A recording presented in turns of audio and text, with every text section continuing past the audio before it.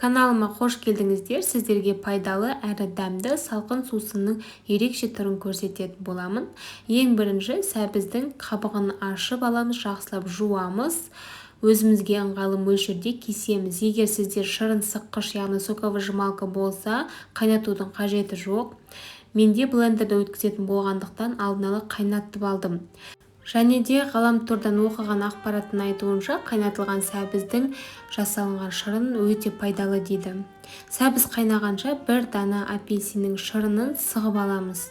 Арнайы шырынның сығатын құрал болса, онда тіптен жақсы, тезірек болады.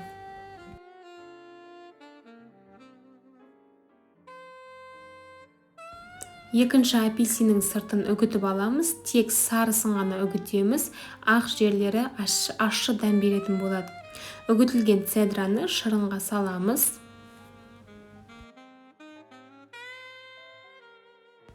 Бір апельсиннің сыртын тазалаймыз.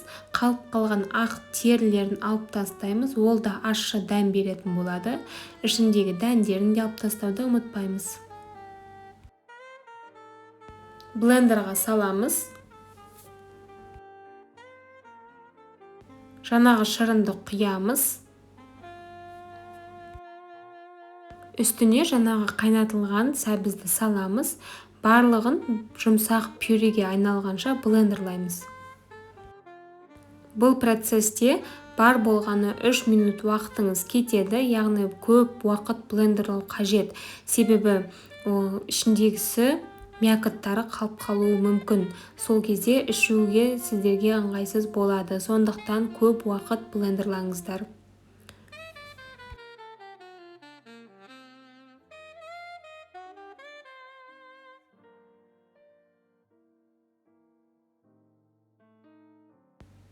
Толықтай араластырамыз, үлкен ыдысқа құямыз.